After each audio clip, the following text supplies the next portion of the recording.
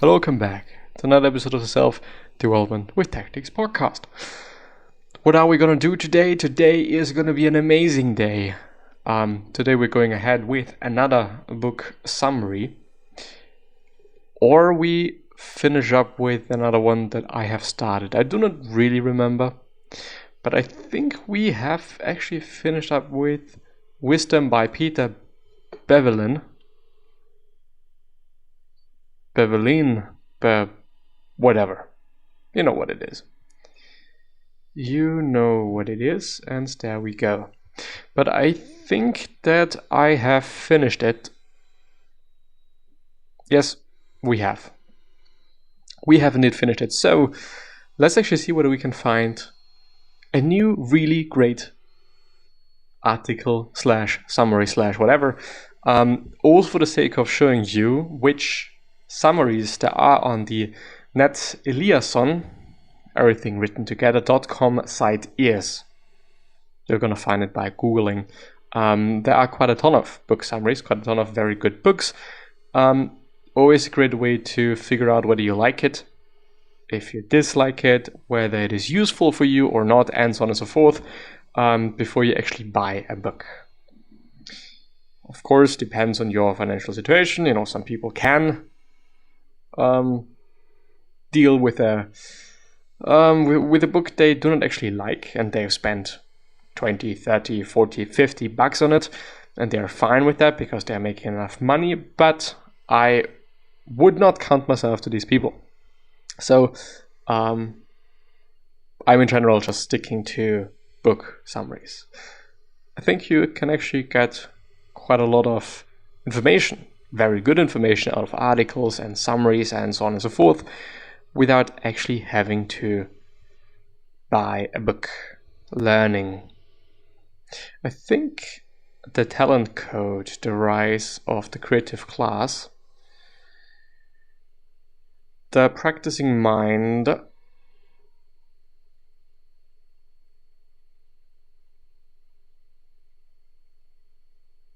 the little book of talents, How We Learn by Benedict Carey, Tools of Titans. I was disappointed, 3 out of 10, but this didn't deliver in the way his past books have. There is zero thematic organization, so you can't reference certain topics you wanted to learn more about, except in a few cases. Which I do understand.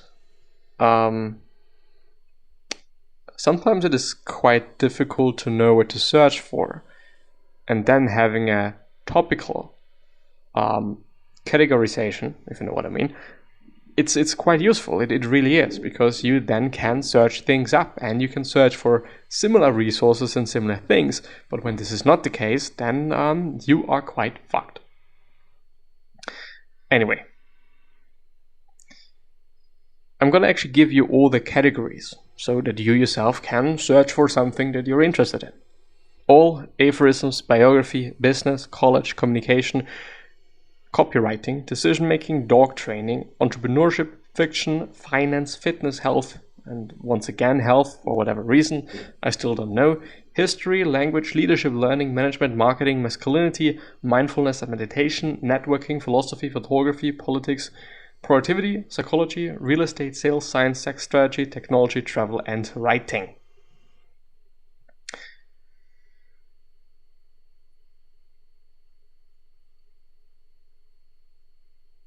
That's it. Crony Beliefs, Hiroshima, Finite and Infinite Games by James Cars. The Effective Executive, that I do remember in a good way.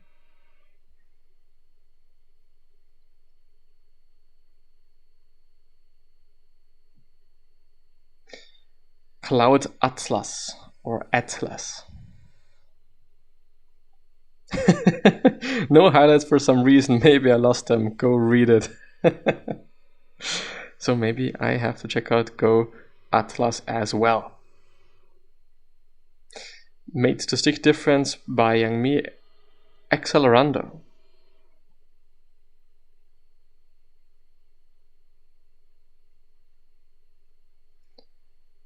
The Bhagavad Gita, I don't actually know if I went through it. I do only know that it is a Buddhist work, I think.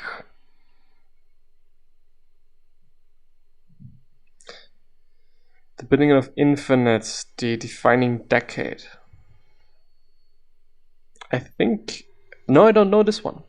The Defining Decade by Meg J. It is guides to not feel lost in your 30s and 40s from a clinical psychologist who sees young people. It is a must-read if you're in your 20s. Some of the research and examples are suspect, but the advice is excellent. As far as I know, I have not gone through it. I might have. I don't know, but at this point, I also don't really care because I have seen, and I think it also just makes sense, throughout the years, you're just going to have a different perspective on the same things. So when I read a book 2 years ago, 3 years ago, 5 years ago, and when I read it today, I'm probably going to find different things interesting, and or I'm just going to find different things. And I've also seen a lot of people are in this age range that are listening to the podcast. Between 18 and I think 40, I guess, or something. This is kind of the highest percentage of people. The book centers around Jay's experience as a clinical psychologist, seeing people in their 30s and 40s who are hamstrung by having a lack of vision in their 20s. This book is meant to provide people in their 20s with some direction around creating that vision, not in a corny way, so that they're setting themselves up better for their 30s and beyond, instead of playing catch-up after derping around for 8 years. She highlights how the job market has shifted for people coming out of college, which I think also makes sense, because you're young, you're still having a lot of energy, and you can still be shaped by the company so that you fit the company and the company's needs exactly. The Great Recession and its continuing aftermath have left many 20-something feeling naive, even devastated. 20-something are more educated than ever before, but a smaller percentage find work after college. Many entry-level jobs have gone overseas, making it more difficult for 20-somethings to gain a foothold at home. With a contracting economy and a growing population, unemployment is at its highest in decades. An unpaid internship is the new starter job. About a quarter of 20-somethings are out of work, and another quarter work only part-time. 20-somethings who do have paying jobs earn less than their 1970s counterparts when adjusted for inflation. Something that I do heavily dislike is non-paid internships. I don't know why this is good. Might also really depend on the education that you're having, and also the qualification that you're having for this job. So when you can really help the company, you should be paid, at least at my point of view. If you really cannot do anything and you're just there to learn something, like the bare minimum to just function in this company, it is difficult, because you're basically getting paid for learning. They give you something and then they additionally give you money. So I do understand this thing. But now it's a question of, what is more often the case. All of the options that we have seen to be to our detriment. Many of Jay's patients describe feeling lost in a sense of options, not able to dedicate themselves to anything because of so many alternatives. Well, I don't know. You can figure something out, can't you? Like, there are always going to be some things that you are very good at. There are always going to be some things that you're very talented at. So it makes sense. Also, it makes sense to go for those things. But on the other hand, it also makes sense to just go for the complete opposite. Identity capital. Jay starts off the quote-unquote work section of the book by introducing the idea of identity capital, which is the collection of skills, relationships, and professional resources we build up over our lives. In brackets, there is Erik Erikson. I think he's an author of some actually pretty good book, but I don't remember the book. Many people in their 20s aren't building up any of them by sitting around at home or taking dead-end jobs. GPA and college degrees don't really count since everyone has them.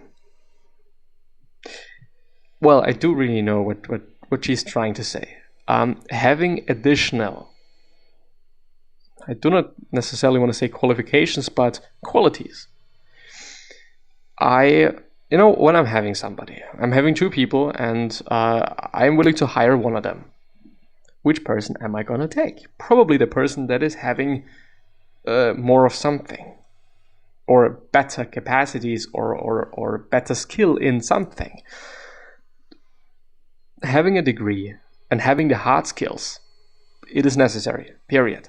But having the soft skills, this is, at this point, even more necessary, because people are probably going to decide on that. When you're a very nice person, you're able to deal with people, which is quite always going to be the case. Either you're working with people, as clients, or you're having people around you as a team, your team. You're always having to work with people, and when you're able to do so very well, it is always going to be nice, and it is always going to be amazing, and it's always going to be worth going for this person instead actually of maybe some person that might be a bit better in terms of their hard skills, in terms of maybe their qualification or whatnot. Maybe they have a fucking additional course, but when they're not able to deal with people, well, of course you can teach them, but to some degree it is also some sort of a quote-unquote talent, something that you're just good at or you're not good at. Period. Never building up this capital and never getting good jobs leads to depression, sitting around at home drinking the opioid epidemic. Jay's advice: take the job with the most career capital, where you'll build the most relationships, learn the most, grow the most. Not necessarily make the most money. Yeah, because in the end, it is going to pay off. Also, one of the reasons probably why I started a podcast, because I'm learning every single fucking day when I'm recording, especially when it is about book summaries, especially when it is about an article that I find interesting, and so on and so forth. But also in terms of the daily task of quote unquote staying true to my profession, which is graphic design, and every day doing something. I've gotten better, yes, and linearly. It's not progressively. Period. This is just something I have to say. I don't know if it is because of me or something else. This is the case for all people. But doing something every day, you're just gonna get better.